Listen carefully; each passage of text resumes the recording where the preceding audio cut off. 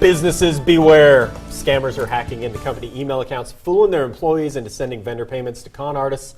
So we brought in superhero Dale Dixon with the Better Business Bureau. It's only Monday morning. It's a little bit much. Now, I know you've got the Superman thing under your suit there. Tell us about this, being able to now use your emails at work as well to try and get your money. So the bad guys figure out a way to hack into the company email, and they start reading through, and they figure out who the boss is. And then they send an email pretending to be the boss from the boss's email account, because they've gotten in and they've looked, and they look to see who the vendors are and who they usually interact with, pay bills to. And so as the scam artist writes the email from the boss, they say, we're changing the way we're going to pay our bills with this vendor.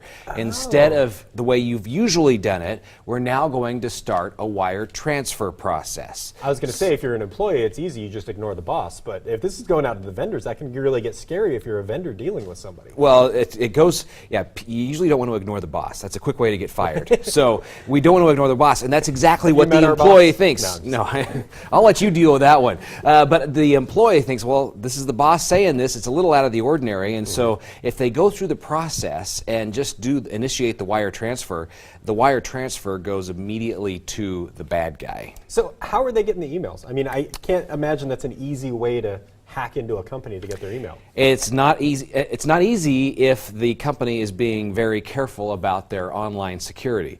But if, so many companies now are just moving to a Gmail type system, a Google system, and if they're not careful with their passwords, if their password gets out, disgruntled employee who didn't pay attention to the boss, was shown the door, and they know the email password and it wasn't changed after the employee left. So the bad guys are working 24/7 to hack into accounts. And we've all heard about Target and Home Depot having credit card information stolen. Well, the bad guys are spending just as much time trying to get a hold of the email information from these companies as well. We just don't hear about it. So the way it happens is they work and they hack into the email system.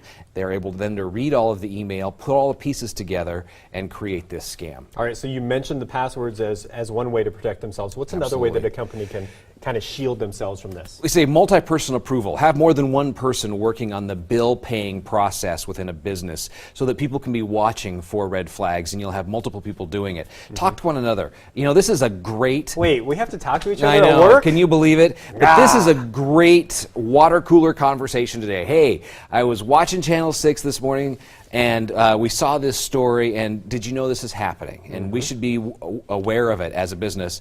And then anytime you're asked to wire transfer money, that's a massive red flag for folks. Follow up with a phone call when you hear a change in the wire transfer. Definitely. All right, Dale, thank you very much. We appreciate all of that.